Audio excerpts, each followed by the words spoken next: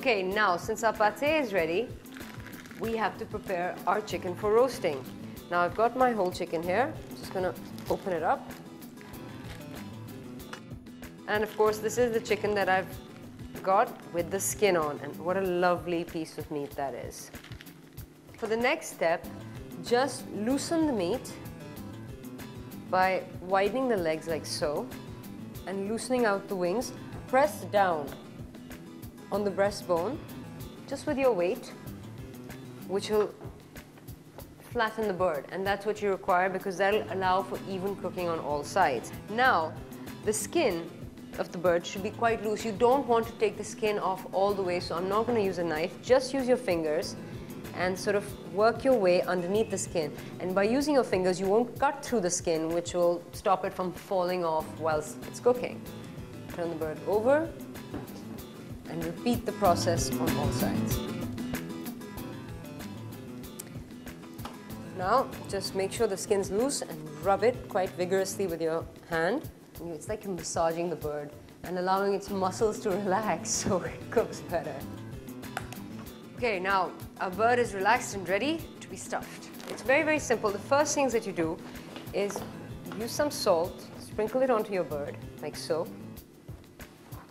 Turn it over, do the same on the back end.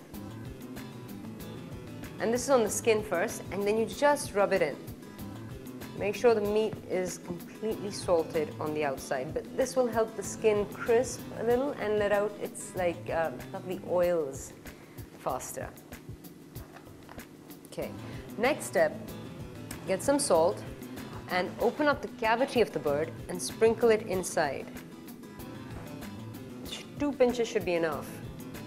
Then use your hand to rub the inside well.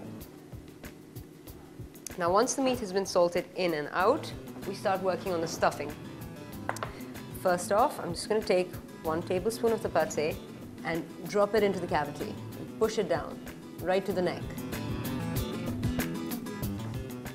Next, like most stuffings include bread in them, I am using white bread here. It's nothing too fancy. Get a piece of bread with its crust on and just tear it into small pieces. Just mush it up like so and pop it in there.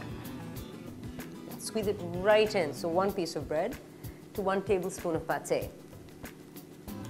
What this will also do is that once the pâté starts melting and all those butters and creams start coming together, the bread will actually become these little sponges for it. Again, repeat the process till the entire cavity is full.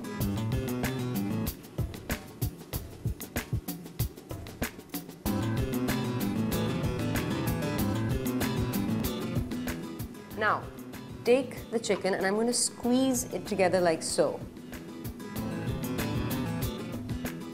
Now that your cavity has been stuffed, we're going to treat the outside. And for that, I have a clove of garlic here, which I'm just going to slightly crush with my knife. I take a piece of garlic and I rub it all over the skin like so. And of course, with the salt being on the skin, it'll start retaining the flavor of garlic immediately because garlic, cooks. Salt is a preservative. Turn it over.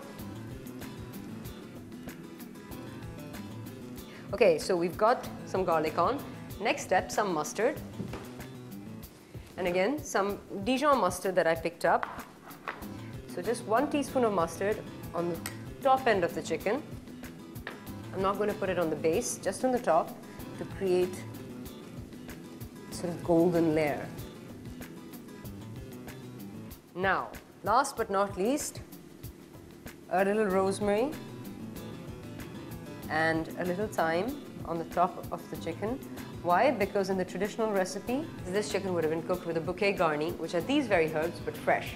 But don't use as much because dried herbs are a lot more pungent, a lot more, strong. I'm just going to transfer the chicken to an oven dish and pop it to the side.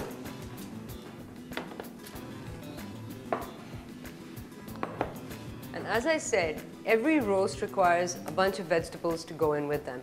And for that, I picked up these red onions. I'm very simply going to just slice them in half, 3 of them, and put them into my pan.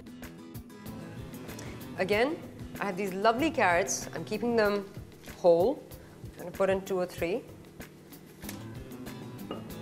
And then the fennel. Now for this is key. What you do is you just take the end off like so.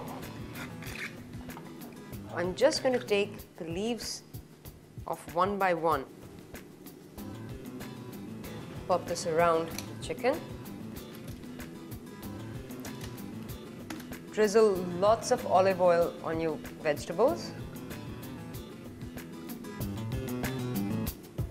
Finally, the squeeze of half a lemon.